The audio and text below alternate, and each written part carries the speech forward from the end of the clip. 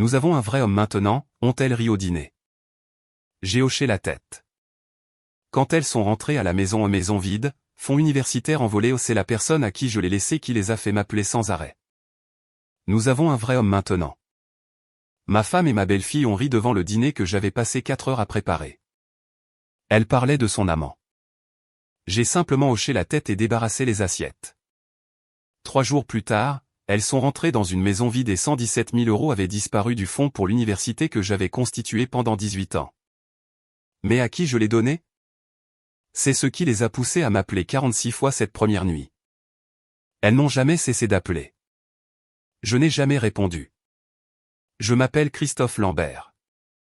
J'ai 46 ans, je suis superviseur de production aux industries mécaniques du Nord à Lille.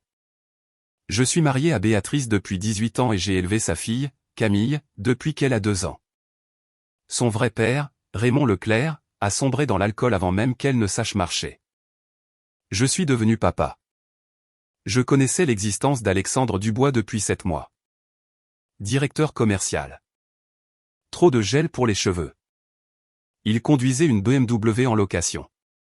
J'avais vu les textos, les notes d'hôtel, la façon dont Béatrice avait commencé à rentrer à la maison sentant un parfum qui n'était pas le mien. Mais je ne l'ai pas confronté. J'ai simplement commencé à me préparer. Ce mardi-là, j'ai mis 3 assiettes dans notre salle à manger. J'ai fait un bœuf bourguignon, une purée de pommes de terre à l'ail, des choux de Bruxelles rôtis au la totale. Béatrice est entrée avec son tapis de yoga, jetant à peine un regard à la nourriture. Camille, 20 ans et en 3e année à l'université de Lille, est descendue, les yeux sur son téléphone. Je mettais de l'argent de côté pour ses études depuis qu'elle avait 12 ans. J'avais 117 000 € dans ce fonds. Nous nous sommes assis. J'ai servi les assiettes. Puis Béatrice a commencé. Alexandre a conclu un autre contrat majeur aujourd'hui, a-t-elle dit en coupant sa viande. À 6 chiffres. J'ai hoché la tête, mâchant lentement. Il emmène l'équipe dans ce nouveau restaurant de grillade vendredi, a-t-elle continué. Celui avec la cave à vin privée. Camille a levé les yeux de son téléphone en souriant. Cet endroit est incroyable. Alexandre nous y a emmenés le mois dernier. Tu te souviens, maman? Nous. Elle ne se cachait même plus. Alexandre dit que je devrais postuler pour un stage dans son entreprise, a ajouté Camille. Il a glissé un mot en ma faveur. J'ai posé ma fourchette. Tu as déjà un stage de prévu. Elle a haussé les épaules. Ce n'est que du classement de papier, papa. L'entreprise d'Alexandre fait du vrai travail. Béatrice s'est penchée en arrière avec son verre de vin. Alexandre sait vraiment comment bien traiter les gens. Il prend des initiatives. Il ne se contente pas de pointer à l'arrivée et au départ. Certains d'entre nous ont de vrais métiers, ai-je dit d'un ton neutre. Elle arrive à un son sec. Christophe, tu passes ton temps sur le plancher d'une usine à dire aux gens d'appuyer sur des boutons. Alexandre construit des choses. Camille a ricané. Béatrice s'est penchée en avant, les yeux brillants de vin. Nous avons un vrai homme maintenant. Camille a éclaté de rire, un rire franc, la tête renversée en arrière. Je n'ai pas renversé la table. Je n'ai pas élevé la voix. J'ai simplement hoché la tête. Bon à savoir. Je me suis levé, j'ai pris leurs assiettes et je les ai emmenées à la cuisine. J'ai vidé le bœuf bourguignon dans le broyeur à déchets derrière moi. Elle gloussait encore. J'ai séché mes mains sur le torchon et j'ai regardé le jardin que j'avais aménagé, la terrasse que j'avais teinte chaque été. C'est à ce moment-là que j'ai cessé de prétendre que j'ignorais tout. Je suis monté à l'étage, j'ai ouvert le placard de la chambre d'amis et j'ai sorti le dossier que je constituais depuis 7 mois, relevé bancaire, documents juridiques, transfert de compte. Demain, tout allait changer. Mais ce soir-là, je les ai laissés rire. Je me suis réveillé à 4h30 du matin le mercredi, une vieille habitude de 20 ans de services matinaux. Béatrice dormait encore, tournée dos à moi comme elle le faisait depuis des mois. Je me suis habillé dans le noir, j'ai pris ma bouteille isotherme et je suis allé à la cuisine. La maison était silencieuse. J'ai fait du café et je me suis assis à la table où elle s'était moquée de moi 12 heures plus tôt. J'ai sorti mon téléphone et ouvert l'application de prise de notes. J'avais tenu une liste détaillée, chaque étape planifiée comme un calendrier de production. Le premier appel a été pour David Martin, mon vieil ami de l'armée qui dirigeait une petite entreprise de déménagement à Arras. Il a répondu à la deuxième sonnerie. « Christophe, il est 4h45 du matin, » a dit David, la voix rauque de sommeil. « J'ai besoin d'un camion samedi matin, » ai-je dit. « Tôt. 6h. » Il est resté silencieux une seconde. « C'est à propos de Béatrice ? » « Ouais. »« Je serai là, » a-t-il dit, sans poser de questions. C'est ce que 20 ans d'amitié vous apporte. Le deuxième appel a été pour mon avocate, maître Valérie Durand. Je lui ai laissé un message vocal lui demandant de préparer les documents finaux. Elle s'occupait de tout discrètement depuis 3 mois. Le contrat post-nuptial de 2008 que Béatrice avait signé sans le lire, la clause 14, me donnait pleine autorité sur tous les biens prénuptiaux, la maison, ma retraite et le fonds d'éducation que j'avais commencé avant même notre rencontre. Au travail ce jour-là, j'ai fait mon service en mode automatique. Mon équipe savait que quelque chose n'allait pas. Karim Belkacem, un de mes chefs d'équipe, m'a pris à part pendant le déjeuner. « Ça va, patron ?» a demandé Karim. « Tu as été silencieux toute la semaine. » Je l'ai regardé. Karim avait 3 filles et faisait des doubles services pour payer leur école privée. « Quel âge ont tes filles maintenant ?» ai-je demandé. « 15, 13 et 9 ans, » a-t-il dit, me montrant le fond d'écran de son téléphone aux 3 enfants souriants. « Elles apprécient ce que tu fais pour elles ?» Karim a hoché la tête. « Chaque jour. »« Pourquoi ?» J'ai secoué la tête. Je me demandais, c'est tout. Cet après-midi-là, je me suis connecté au portail de la banque depuis l'ordinateur de mon bureau. Le compte d'éducation était là, 117 000 €. 18 ans d'heures supplémentaires, de service pendant les jours fériés, de vacances sautées au chaque euro gagné dans la graisse et la sueur. Je l'avais ouvert quand Camille avait 2 ans. J'avais dit au gestionnaire de compte que je construisais quelque chose pour une fille qui ne partageait pas mon sang, mais qui avait tout mon cœur. J'ai ouvert le formulaire de virement et j'ai tapé les informations du destinataire que j'avais obtenu 3 semaines plus tôt d'un homme que je n'avais jamais rencontré en personne, Raymond Leclerc, le père biologique de Camille. Raymond était devenu sobre il y a 8 ans. Il travaillait maintenant comme conseiller pour anciens combattants à Aix-en-Provence et avait une autre fille, Isabelle, âgée de 18 ans. Bourse complète à l'université d'Aix-Marseille pour étudier les sciences politiques. Mention très bien chaque semestre. J'ai trouvé Raymond via Facebook il y a 6 mois et je lui ai envoyé un message. Nous avons parlé au téléphone 2 fois. Il n'a pas demandé d'argent. Il n'a rien demandé. Il voulait juste savoir si Camille allait bien. Elle est perdue, lui ai-je dit, et je ne peux plus l'aider. Il avait compris. Il m'a parlé d'Isabelle, de la façon dont il avait reconstruit sa vie un jour à la fois, de la façon dont sa fille lui rappelait pourquoi il était devenu sobre. Elle est tout ce que je ne suis pas, avait dit Raymond. Tout ce que j'aurais dû être. C'est à ce moment-là que j'ai su. Je n'ai pas encore appuyé sur le bouton de virement. Pas avant samedi. Mais tout était prêt. À 18h15, je suis rentré à la maison. La voiture de Béatrice n'était pas là. Probablement à la salle de sport ou avec Alexandre. Ça n'avait plus d'importance. Je suis allé au garage et j'ai commencé à descendre des boîtes, de vieux outils, l'ensemble de menuiserie de mon grand-père, des certificats encadrés du travail, ma croix de la valeur militaire, tout ce qui était à moi. Camille est rentrée vers 19h, des sacs de ses emplettes dans les 2 mains. « Tu ranges ?» a-t-elle demandé, me jetant à peine un regard. « Nettoyage de printemps » ai-je dit. Elle a haussé les épaules et est montée. J'ai entendu sa porte se fermer. J'ai entendu sa notification d'appel vidéo retentir. Probablement Alexandre. Probablement Béatrice. Probablement les deux. Le samedi matin est arrivé, froid et gris. Je me suis réveillé à 5h, je me suis habillé dans le noir et je suis descendu avec un unique sac de sport. Tout ce dont j'avais besoin tenait dans un seul sac. C'est drôle comme 18 ans de mariage peuvent se résumer à ça. Le camion de David est arrivé à 5h58. Il est sorti avec son neveu, Léo. 2 gars, sans logo, sans nom d'entreprise sur le camion. Juste des professionnels discrets. « Christophe » a dit David en me serrant la main. On le fait? Chaque dernière chose qui m'appartient, ai-je dit. Nous avons travaillé vite. Ma boîte à outils du garage, l'établi que j'ai construit, la perceuse à colonne antique de mon grand-père, les certificats encadrés du mur, mon équipement de pêche, le coffre-fort à fusil, les livres, les vêtements, tout ce que j'ai apporté dans ce mariage ou que j'ai gagné de mes propres mains. David a montré l'album de mariage sur l'étagère. Ça? Laisse-le, ai-je dit. Laisse-les se souvenir de ce à quoi ressemble le faux. À 7h30, nous avions terminé. Le salon avait l'air comme si quelqu'un avait chirurgicalement retiré la moitié des meubles. Mon fauteuil, parti. La bibliothèque que j'avais construite, partie. La table basse que j'avais rénovée, partie. Mais les coussins décoratifs de Béatrice, son tapis de yoga et son casier à vin sont tous restés. Je suis monté une dernière fois. Je suis allé dans la chambre, j'ai ouvert mon placard et j'ai pris 3 choses, la montre de mon père, ma croix de la valeur militaire et la petite boîte en bois que Camille m'avait fabriquée en CE2.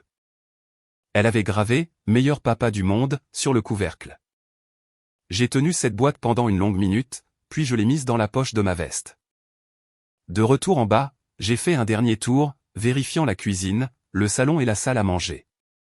Puis je suis allé à mon bureau à domicile et je me suis assis devant l'ordinateur. Je me suis connecté à la banque et j'ai ouvert le fonds d'éducation. 117 000 €. J'ai tapé les informations du destinataire, Raymond Leclerc, numéro de compte et de routage que j'avais mémorisé. Bénéficiaire, fonds d'éducation Isabelle Leclerc.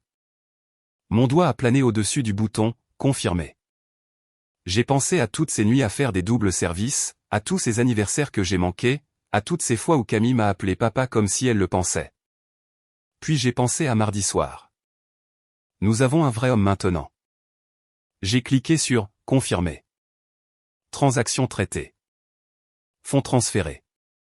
117 000 € à Isabelle Leclerc. Une fille que je n'avais jamais rencontrée. Une fille qui écrivait des cartes de remerciement, obtenait des bourses et n'avait jamais demandé à son père de l'argent qu'elle n'avait pas gagné. Je me suis déconnecté. J'ai ouvert le portail des services publics et j'ai programmé les coupures de gaz, d'électricité et d'eau, effectives à 17h aujourd'hui. J'ai annulé les comptes Netflix, Spotify, Amazon Prime, chaque abonnement lié à ma carte de crédit. Puis j'ai ouvert mes emails et rédigé un message à Béatrice Lambert. Objet, parti. Corps du message, quand tu rentreras, ne panique pas. Je vais bien. Je ne suis juste plus à toi. En pièce jointe de l'email se trouvait un fichier PDF de notre contrat post-nuptial, avec des sections surlignées montrant tout ce que j'étais légalement en droit de prendre, et une copie du reçu de virement du fonds d'éducation. J'ai programmé l'envoi de l'email à 18h. À 8h15, j'étais assis dans le camion de David, regardant ma maison disparaître dans le rétroviseur. « On va où ?» a demandé David. « À ton gîte sur la côte d'Opale, ai-je dit. Celui au bord de la mer. » David a hoché la tête.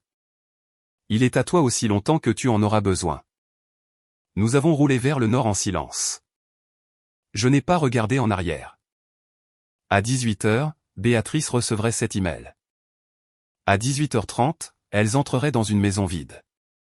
À 18h31, elles commenceraient à appeler. Mais j'avais déjà jeté mon téléphone dans une poubelle d'air d'autoroute près d'Amiens. Je ne me cachais pas. J'en avais juste assez d'être trouvé par des gens qui n'avaient jamais accordé de valeur au fait de me trouver. Béatrice a poussé la porte d'entrée à 18h47, les bras chargés des sacs de ses achats dans cette boutique du centre-ville. Camille la suivait, faisant défiler son téléphone, riant d'un texto d'Alexandre. « Mon Dieu, j'ai mal aux pieds », a dit Béatrice en entrant. Puis elle s'est arrêtée. Le salon était anormal. Des espaces vides là où se trouvaient des meubles. Pas de table basse, pas de bibliothèque. Son talon a cliqué contre le parquet nu où le fauteuil de Christophe était resté pendant 12 ans. Mais qu'est-ce que c'est que ça? Béatrice a laissé tomber ses sacs. Camille a levé les yeux de son téléphone et a cligné des yeux. On s'est fait cambrioler? Les cambrioleurs ne prennent pas les fauteuils et ne laissent pas la télé, a dit Béatrice, la voix sèche. Elle a traversé la maison, Camille sur ses talons. Les chaises de la salle à manger manquaient. Le bureau de Christophe était complètement vide, juste un bureau avec des câbles débranchés. Le garage, ses outils partis, son établi parti, des crochets vides là où pendaient ses cannes à pêche. À l'étage, Béatrice a ouvert brusquement le placard de la chambre. Son côté était intact. Son côté à lui n'était que cintre vide.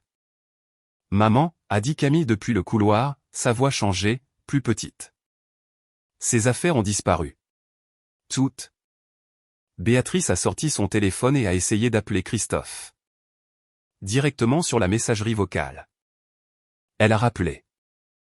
Messagerie vocale. Encore. Messagerie vocale. Ce fils de...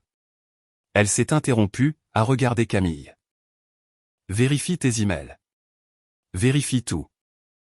Camille a ouvert son ordinateur portable sur son lit.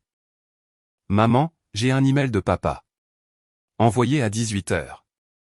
Béatrice s'est précipitée, lisant par-dessus l'épaule de Camille. Quand tu rentreras, ne panique pas. Je vais bien. Je ne suis juste plus à toi. En pièce jointe, 2 fichiers PDF. Béatrice a ouvert le premier. C'était un document juridique, le contrat post-nuptial de 2008. Des clauses étaient surlignées en jaune. Sa signature était en bas. Qu'est-ce que c'est ? A demandé Camille. Les mains de Béatrice tremblaient. C'est. J'ai signé ça quand nous avons refinancé la maison. Il a dit que c'était de la paperasse standard. Qu'est-ce que ça veut dire ? Béatrice a lu les sections surlignées, son visage devenant blanc. Ça veut dire que tout ce qui est à son nom reste à son nom. La maison. Il s'est retiré de l'acte de propriété. Les comptes de retraite. Sont. Tout. Camille a ouvert le deuxième PDF. Relevé bancaire. Fonds d'éducation. Son fonds pour l'université. Solde, 0 €. Historique des transactions, un virement de 117 000 €. Destinataire, Fonds d'éducation Isabelle Leclerc. Camille a fixé l'écran. Il a donné mon argent à quelqu'un qui s'appelle Isabelle Leclerc. Béatrice a attrapé l'ordinateur portable, le lisant à nouveau. Leclerc. C'est le nom de famille de Raymond. Qui est Raymond ? La mâchoire de Béatrice s'est crispée. Ton père biologique. Camille s'est levée. Le bon à rien qui est parti ? Papa a donné mon fonds pour l'université à sa fille. Béatrice a réessayé d'appeler Christophe. Messagerie vocale. Elle a essayé d'envoyer un texto. Les messages sont devenus verts. Messagerie désactivée. Elle a appelé son travail et est tombée sur la messagerie vocale d'après-travail. Elle a parcouru ses contacts et a appuyé sur « Appeler » pour le frère de Christophe, Thomas. Béatrice, a répondu Thomas. Où est-il ? A exigé Béatrice. Qui ? Christophe. Ton frère. Il a vidé la maison et a disparu. Thomas est resté silencieux un moment. Tant mieux pour lui. Tant mieux pour lui ? Thomas, il a volé le fonds pour l'université de Camille. Il n'a rien volé, a dit Thomas, la voix froide. Ce fonds était à son nom. Il l'a constitué. Il a décidé où il allait. Et après la façon dont vous l'avez traité toutes les deux, j'aurais fait la même chose. De quoi tu parles ? Mardi soir, a dit Thomas. Il m'a dit ce que tu as dit. Nous avons un vrai homme maintenant. Vous vous êtes moqué de lui. Toutes les deux. L'estomac de Béatrice s'est noué. Il ne reviendra pas, Béatrice, a continué Thomas, et je ne te dirai pas où il est même si je le savais. Tu veux un vrai homme ? Tu en as eu un. Un vrai homme ne reste pas là où il n'est pas voulu. La communication a été coupée. Camille était assise sur son lit, fixant son ordinateur portable, le nom, Isabelle Leclerc, le chiffre de 117 000 €. Maman, a-t-elle murmuré, qu'est-ce qu'on fait ? Béatrice se tenait là, téléphone à la main, dans une maison qui semblait soudain trop grande et trop vide. Elle a essayé d'appeler Christophe une dernière fois. Messagerie vocale. Il n'était pas seulement parti, il s'était effacé, et elles se sont retrouvées seules dans l'écho. Béatrice n'a pas dormi cette nuit-là. Elle est restée assise dans le salon sombre avec son téléphone, appelant le numéro de Christophe toutes les 20 minutes. Même message, n'est plus en service. À 3 heures du matin, elle avait appelé 47 fois. Camille est descendue à l'aube, les yeux rouges. Tu l'as joint? Non, a dit Béatrice. Sa voix était rauque. Il faut qu'on trouve Raymond, a dit Camille. Si papa lui a donné mon argent, il doit le rendre. Béatrice a sorti son ordinateur portable et a commencé à chercher Raymond Leclerc, Aix-en-Provence. Elle l'a trouvé en 10 minutes. Centre de conseil pour anciens combattants, numéro de téléphone indiqué sur le site web. Elle a composé le numéro. Un homme a répondu à la deuxième sonnerie. Leclerc, a-t-il dit, la voix posée et calme. C'est Béatrice Lambert, a-t-elle dit. Vous devez rendre l'argent que Christophe vous a envoyé. Silence. Puis, vous devez être la mère de Camille. Cet argent est pour l'éducation de ma fille. Il ne vous appartient pas. Raymond a soupiré. Il ne m'appartient pas. Il appartient à ma fille, Isabelle. Christophe a fait ce choix. Je ne l'ai pas demandé. Je me fiche de l'arrangement que vous aviez avec mon mari, a sèchement répondu Béatrice. Ce fonds était pour Camille. Vraiment, a demandé Raymond. Où était-ce l'argent de Christophe qu'il avait économisé pour une fille qui le traitait comme s'il n'était pas assez bien? Béatrice s'est figée. Pardon? Il m'a parlé de mardi, a dit Raymond tranquillement. Du dîner. De ce que vous avez dit toutes les deux. Nous avons un vrai homme maintenant. C'étaient les mots, n'est-ce pas? La gorge de Béatrice s'est serrée. Camille écoutait, les yeux grands ouverts. Christophe a passé 18 ans à élever une fille qui n'était pas la sienne, a continué Raymond.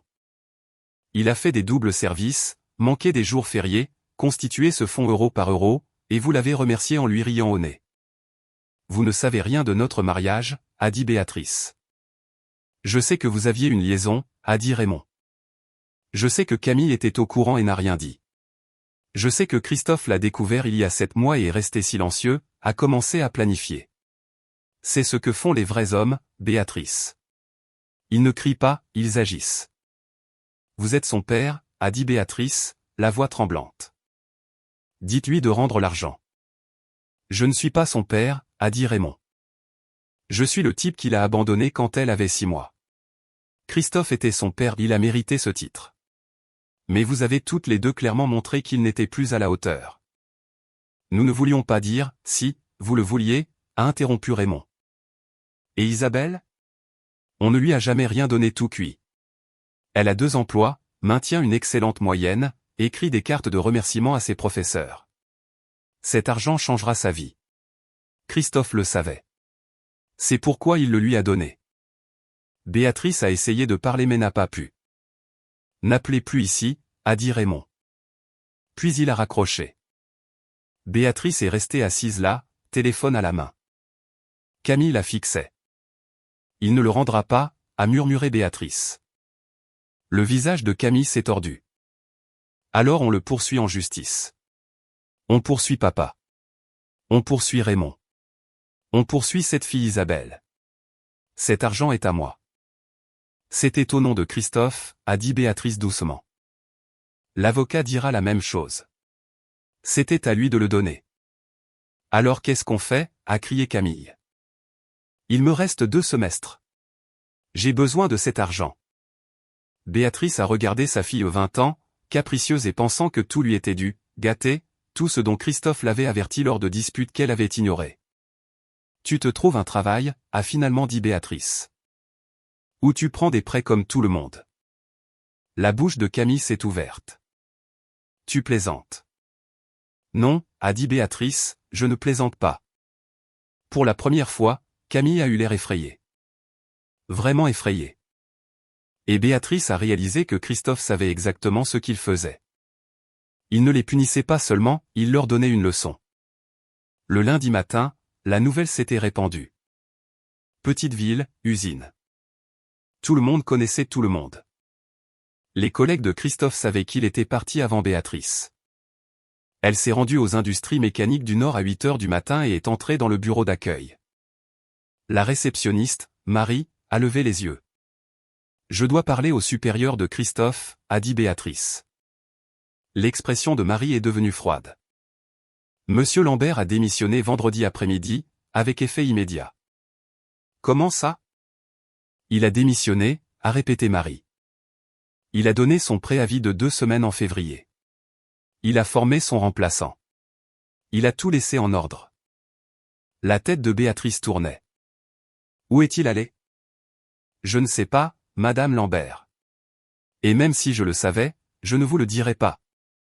Béatrice a cligné des yeux. Pardon? Marie s'est penchée en avant. Nous savons tout ce que vous avez fait. Christophe est un homme bien. L'un des meilleurs superviseurs que nous ayons jamais eus. Les gars le respectaient, et vous l'avez traité comme de la saleté. Vous ne savez pas de quoi vous parlez. Mon mari travaille dans l'équipe de Christophe, a dit Marie. Il m'a parlé du mardi avant le départ de Christophe. De la façon dont Christophe est arrivé, silencieux. De la façon dont Karim lui a demandé si ses filles appréciaient ce qu'il faisait pour elles. Elle a fait une pause. Christophe a juste secoué la tête. Il n'a pas dit un mot. Mais Karim savait. Béatrice s'est retournée et est partie. Cet après-midi-là, elle s'est rendue à l'immeuble de bureau d'Alexandre Vente d'entreprise, verre et acier. Elle n'y était pas allée depuis 3 semaines, n'ayant plus besoin de se faufiler depuis le départ de Christophe. La secrétaire d'Alexandre a levé les yeux quand elle est entrée. Madame Lambert. Je dois voir Alexandre. Il est en réunion. J'attendrai. 20 minutes plus tard, Alexandre est sorti. Il a vu Béatrice, et son sourire a vacillé. Béatrice? Salut, a-t-il dit. Qu'est-ce que tu fais ici? Il faut qu'on parle. Ils sont allés dans son bureau, et il a fermé la porte. C'est à propos de Christophe. Il est parti, a dit Béatrice. Il a tout pris. Il a donné le fonds pour l'université de Camille. La maison est à mon nom, mais l'hypothèque. Alexandre a levé la main. Oula, Béatrice. Je t'avais dit de faire attention. Je t'avais dit qu'il pourrait le découvrir. Il le savait depuis 7 mois, a dit Béatrice. Il planifiait ça depuis le début. Alexandre s'est frotté le visage. D'accord, d'accord. Alors, de quoi as-tu besoin? Béatrice l'a regardé. Vraiment regardé. J'ai besoin d'aide pour l'hypothèque. Pour les factures. Pour, Béatrice, a dit Alexandre lentement, je ne peux pas faire ça. Comment ça, tu ne peux pas? Je veux dire. Il a hésité. Écoute, notre histoire est sympa, mais je ne cherche rien de sérieux. Tu le savais. Le sang de Béatrice se glaça. Sympa. Ouais, a dit Alexandre en évitant son regard. Je veux dire, tu es marié. Nous étions mariés. C'était juste, j'ai quitté mon mari pour toi, a dit Béatrice. Tu as quitté ton mari parce que tu le voulais, a corrigé Alexandre. Je ne t'ai jamais demandé de le faire. Elle le fixa, cet homme pour qui elle avait jeté 18 ans. Cet homme qui avait souri et flatté et lui avait fait se sentir jeune à nouveau. Cet homme qui n'avait jamais prévu de rester. Sors, a dit Alexandre tranquillement. S'il te plaît. Béatrice s'est levée, a marché jusqu'à la porte et s'est retournée. Tu es exactement comme Christophe l'a dit. Que des belles paroles et des dîners au restaurant. Rien de réel. Alexandre a haussé les épaules. Au moins, j'ai été honnête à ce sujet. Elle est partie. Elle est rentrée chez elle en silence et s'est garée dans l'allée d'une maison qu'elle ne pouvait pas se permettre, une maison sans électricité, une maison qui résonnait de tout ce qu'elle avait perdu. Camille était à l'intérieur sur son ordinateur portable, en pleurs. Et maintenant, a demandé Béatrice. J'ai vérifié mon compte étudiant, a dit Camille. Les frais de scolarité sont dus dans 2 semaines. 16 500 €. L'aide financière ne couvrira pas sans le fonds comme garantie. Ils disent que je devrais peut-être prendre un semestre de congé. Béatrice s'est assise. Pour la première fois en 20 ans, elle n'avait rien à dire. Christophe ne revenait pas. Alexandre était parti. L'argent était parti. La vie qu'elle avait construite sur le dos de quelqu'un d'autre s'était effondrée. Et le pire, c'est qu'elle se l'était infligée à elle-même. 3 semaines après la disparition de Christophe, Béatrice était assise à sa table de cuisine avec une pile de factures en retard. L'électricité était rétablie, mais de justesse. L'eau était revenue. L'hypothèque avait un mois de retard. Elle avait vendu ses bijoux, ses sacs de créateur, même le service en porcelaine que sa mère lui avait donné. Camille était à l'étage, soi-disant à la recherche d'un emploi, mais Béatrice savait que c'était faux. Elle avait observé sa fille différemment ces dernières semaines, voyant des choses qu'elle avait ignorées pendant des années. Cet après-midi-là, une enveloppe est arrivée. Pas d'adresse de retour, juste le nom de Béatrice dans une écriture inconnue. À l'intérieur se trouvait une seule feuille de papier, un document imprimé, un dossier médical de 2006. Les mains de Béatrice tremblaient en le lisant. Patiente, Béatrice Lambert procédure, hystérectomie raison, fibromes utérins, saignement sévère résultat, ablation complète de l'utérus. La patiente ne peut pas avoir d'enfant. La date était mars 2006, 2 ans avant son mariage avec Christophe. La vision de Béatrice s'est brouillée. Elle l'a relue, essayant de comprendre. Puis elle s'est souvenue de sa sœur, Jennifer. Jennifer, qui est morte en 2008 d'une overdose. Jennifer, qui avait une fille née en 2005. Jennifer, qui avait supplié Béatrice de prendre sa petite fille parce qu'elle n'arrivait pas à rester sobre. Camille. Le téléphone de Béatrice a sonné. Numéro inconnu. Elle a répondu. Tu te demandes pourquoi j'ai envoyé ça, a dit une voix d'homme. La voix de Christophe. Christophe, a murmuré Béatrice. J'ai trouvé ces dossiers il y a 8 mois, a dit Christophe, quand je cherchais dans de vieux fichiers pour les papiers du contrat postnuptial. Tu les avais dans une boîte à la cave, mélangés avec les affaires de Jennifer. Béatrice ne pouvait pas parler. Camille n'est pas ta fille biologique, a continué Christophe. C'est ta nièce. La fille de Jennifer. Tu l'as prise quand elle avait 6 mois, tu ne me l'as jamais dit, tu ne l'as jamais dit à Camille. Tu as juste laissé tout le monde croire qu'elle était à toi. Je la protégeais, a dit Béatrice. Jennifer était un désastre. J'ai donné à Camille un foyer stable. Tu lui as donné des mensonges, a dit Christophe. Et Raymond Leclerc? Il n'est pas son père biologique non plus, n'est-ce pas? Béatrice a fermé les yeux. Non. Qui est-ce? Je ne sais pas, a murmuré Béatrice. Jennifer ne le savait pas. Un type dans un bar. Christophe est resté silencieux un long moment. Alors, j'ai élevé une fille qui n'avait aucun lien de sang avec nous deux. Et tu n'as jamais pensé que je méritais de connaître la vérité? Je pensais que ça n'avait pas d'importance. Tu l'aimais de toute façon.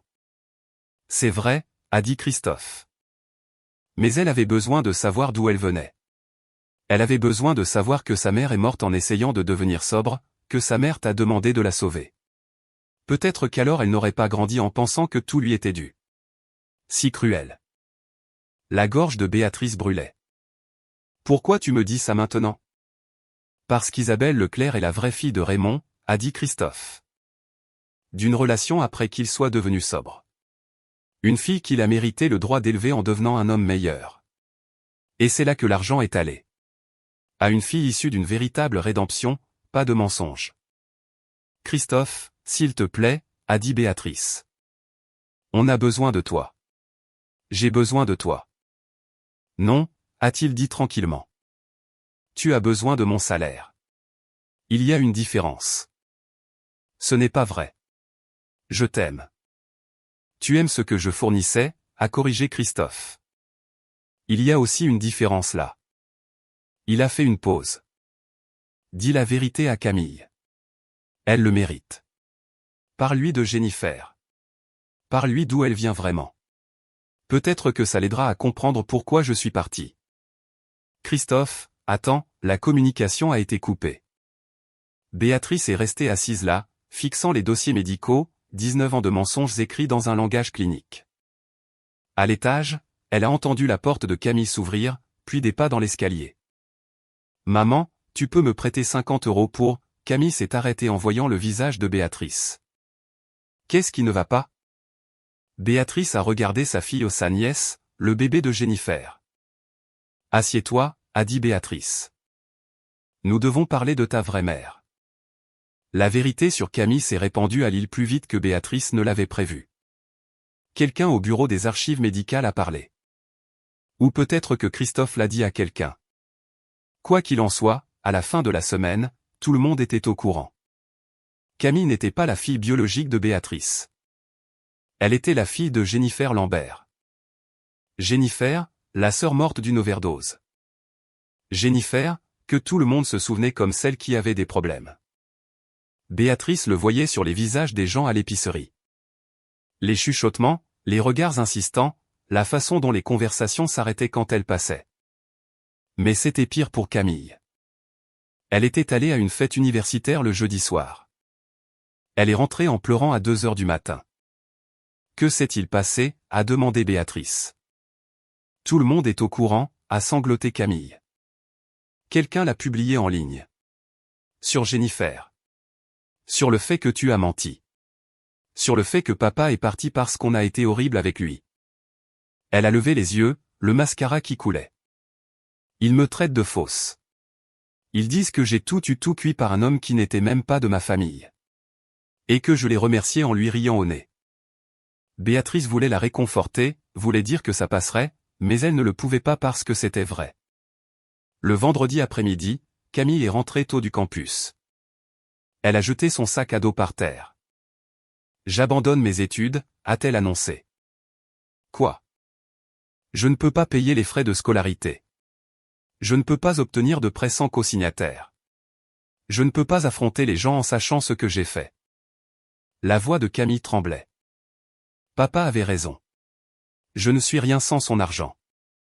Béatrice voulait argumenter, voulait dire que Camille était forte, capable, intelligente. Mais les mots ne venaient pas parce que Christophe avait eu raison sur ce point aussi. Ce week-end-là, Béatrice a croisé le collègue de Christophe, Karim Belkacem, à la quincaillerie. Il était avec ses 3 filles, achetant de la peinture pour leur chambre. Madame Lambert, a dit Karim, d'un ton neutre. Karim, a dit Béatrice, comment allez-vous? Bien, a-t-il dit sèchement. Puis à ses filles, allez choisir des pinceaux. Une fois qu'elle fut hors de portée de voix, Karim s'est tourné vers elle. Christophe était le meilleur superviseur que j'ai jamais eu. Il m'a tout appris sur la gestion, sur le fait d'être un homme digne de respect. Béatrice a hoché la tête, ne sachant que dire. Mon aîné entre à l'université l'année prochaine, a continué Karim. Christophe m'a aidé à mettre en place un fonds d'éducation pour elle. Il m'a dit de commencer tôt, même si ce n'est que 50 € par mois. Il a dit que ça s'additionne. Béatrice sentit sa gorge se serrer. Il m'a dit autre chose aussi, a dit Karim. Il a dit, la plus grande erreur qu'un homme puisse faire est de donner des choses à des gens qui ne les apprécient pas. Que l'amour sans respect n'est que servitude. Karim l'a regardé droit dans les yeux. Vous avez fait de lui un serviteur dans sa propre maison, et vous vous demandez pourquoi il est parti. Je ne le voulais pas. Si, vous le vouliez, a dit Karim. Vous le vouliez de tout votre être. Vous ne pensiez simplement pas qu'il ferait jamais quelque chose à ce sujet. Il s'est éloigné, a rejoint ses filles, et a laissé Béatrice seule dans l'allée. Ce soir-là, Béatrice a consulté ses réseaux sociaux. Une erreur. Des gens du lycée, de la ville, du travail de Christophe, tout le monde en parlait. Une publication de Marie, la réceptionniste des industries mécaniques du Nord, certaines femmes ne savent pas ce qu'elles ont jusqu'à ce que ça parte. Christophe Lambert méritait mieux. J'espère qu'il l'a trouvé. 47 mentions, j'aime, 23 commentaires, tous d'accord. Une autre publication de quelqu'un que Béatrice ne connaissait même pas, ce gars a travaillé 60 heures par semaine pendant 18 ans pour élever une enfant qui n'était pas la sienne. Et sa femme a ri quand son petit ami l'a traité de sous-homme. Si ce n'est pas un vrai homme, je ne sais pas ce que c'est. 92 mentions, j'aime. Béatrice a fermé son ordinateur portable et a regardé autour de sa maison sombre. Les espaces vides où se trouvaient les meubles de Christophe, les factures qu'elle ne pouvait pas payer, la fille à l'étage qui venait d'arrêter l'université. Elle avait voulu un vrai homme. Elle l'avait dit au dîner ce soir-là. Le plus cruel? Elle en avait eu un tout ce temps. Elle ne l'avait simplement pas su jusqu'à ce qu'il le prouve en partant. 2 mois après le départ de Christophe, Béatrice a reçu une lettre manuscrite, affranchie d'Aix-en-Provence. Elle l'a ouverte avec précaution. À l'intérieur se trouvait une seule page, de l'écriture de Christophe. Béatrice, il y a quelqu'un que tu devrais rencontrer. Si tu veux comprendre pourquoi j'ai fait ce que j'ai fait, viens à l'adresse ci-dessous. Samedi, 14 h. Viens seul. C'est une adresse à Aix-en-Provence, un café appelé le Café des Artistes. Béatrice a fixé la lettre pendant 3 jours. Finalement, le vendredi soir, elle a pris une décision, a réservé un vol et est partie tôt le samedi matin. Le café était petit, avec des murs en briques et de l'art local accroché partout. Elle est entrée à 13h55 et a vu Christophe immédiatement, assis dans un coin au fond. Il avait l'air différent au plus mince, plus calme, comme si un poids avait été retiré de ses épaules. À côté de lui était assise une jeune femme, 18, peut-être 19 ans. Cheveux foncés attachés en arrière, vêtements simples, un sac à dos avec des écussons de l'université d'Aix-Marseille. Christophe s'est levé à l'approche de Béatrice. « Béatrice, voici Isabelle Leclerc. » La jeune fille s'est levée aussi, lui tendant la main. « Madame Lambert. » Béatrice la lui a serrée, s'est assise et a regardé de l'un à l'autre. « Pourquoi suis-je ici ? » « Parce que tu dois voir ce que ton argent est devenu, » a dit Christophe. Isabelle a sorti un dossier de son sac à dos et l'a ouvert. « Je suis en 2e année à l'université, majeure en sciences politiques. Je veux devenir avocate en droit civique. » Elle a montré à Béatrice un relevé de notes. Que des A, un B+. Je travaillais 20 heures par semaine à la bibliothèque du campus. Avant le don de Monsieur Lambert, je travaillais 40 heures et j'avais à peine la tête hors de l'eau. Béatrice a regardé les notes, le certificat de la liste d'honneur du doyen, les lettres de bourse. Je n'ai pas demandé l'argent, a continué Isabelle. Mon père m'a appelé il y a 2 mois. Il m'a raconté ce qui s'était passé. Il m'a parlé de vous et de Camille. De ce que vous avez dit à Monsieur Lambert. Elle a fait une pause. Je voulais le refuser. Ça me semblait mal de prendre quelque chose qui ne m'était pas destiné. Mais je lui ai demandé de ne pas le faire, a dit Christophe.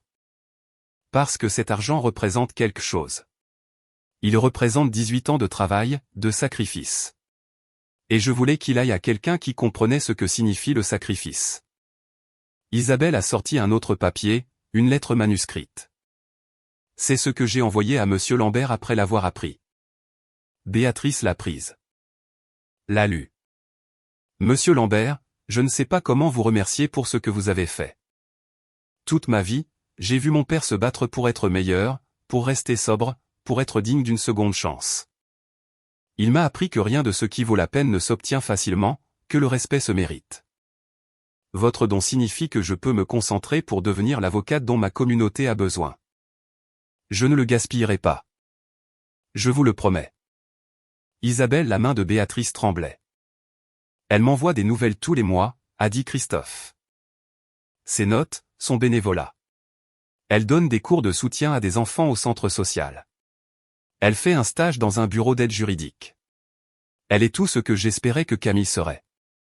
Béatrice a regardé Isabelle, cette fille qui avait travaillé pour tout, qui appréciait tout, à qui on n'avait jamais rien donné tout cuit. Je suis désolé, a murmuré Béatrice.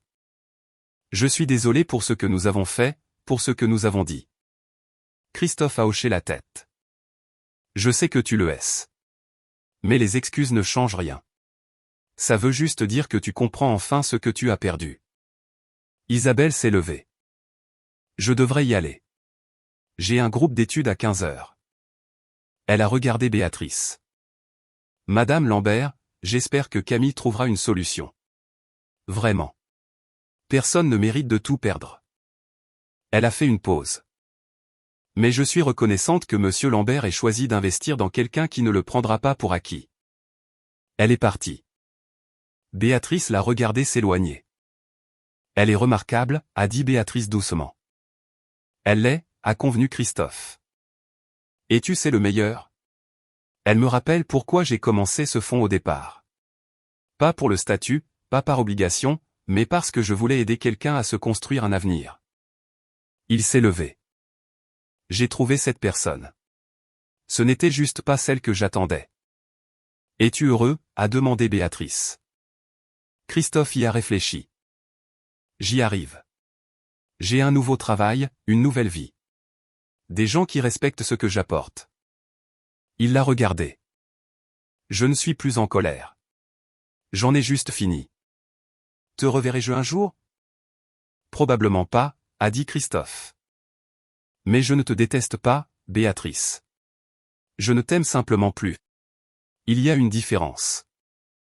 Il est sorti, laissant Béatrice assise seule dans un café à 1000 km de chez elle, comprenant enfin à quoi ressemblait un vrai homme.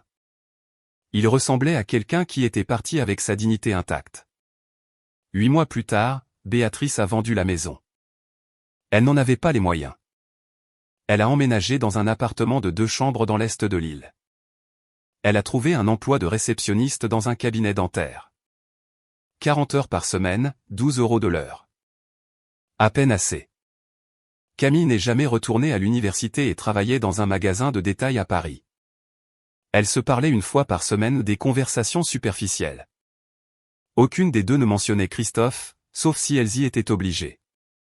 Alexandre avait déménagé à Lyon et avait bloqué Béatrice sur tous les réseaux. Elle avait entendu par des amis communs qu'il était fiancé à quelqu'un de plus jeune, quelqu'un sans histoire. Un samedi de novembre, Béatrice a reçu un message sur Facebook de Raymond Leclerc. « Je pensais que tu devrais voir ça. » En pièce jointe, une photo, Christophe et Raymond debout ensemble lors d'un événement en plein air, tous deux souriants. En arrière-plan, Isabelle en toge et mortier, tenant un certificat. La légende disait, Isabelle a obtenu son diplôme avec la mention très bien. Bourse complète pour la faculté de droit de la Sorbonne. On ne pourrait être plus fier. Merci à Christophe Lambert d'avoir rendu cela possible. 300 mentions, j'aime, 70 commentaires. Tous de félicitations. Béatrice a fixé la photo, le visage de Christophe. Il avait l'air sincèrement heureux, fier, comme un père regardant sa fille réussir. Elle a pensé à Camille, travaillant dans le commerce de détail, vivant d'un salaire à l'autre, blâmant toujours tout le monde sauf elle-même. Béatrice a fermé son ordinateur portable et a regardé autour de son petit appartement, la vie qu'elle avait construite sur les ruines de ses erreurs.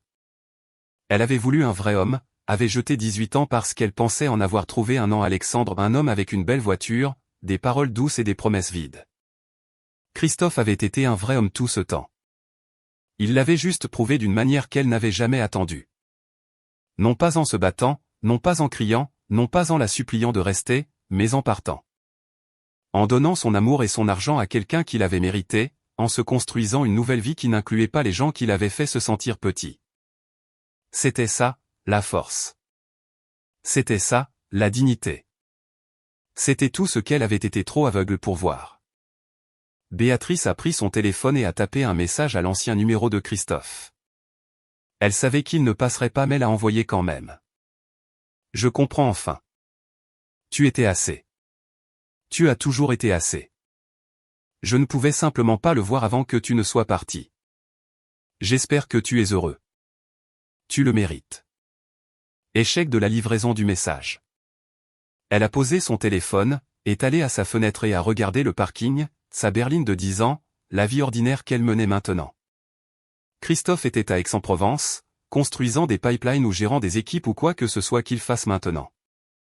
Vivant avec des gens qu'il appréciait, regardant Isabelle réussir, créant une famille bâtie sur le respect au lieu de l'obligation.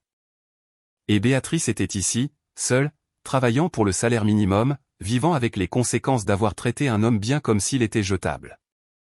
Elle a appris quelque chose, cependant. L'a appris trop tard, mais l'a appris néanmoins. Les vrais hommes n'ont pas besoin de s'annoncer, n'ont pas besoin de se donner en spectacle, de prouver ou de rivaliser. Ils se présentent, font le travail et aiment sans condition jusqu'à ce que vous leur donniez une raison d'arrêter.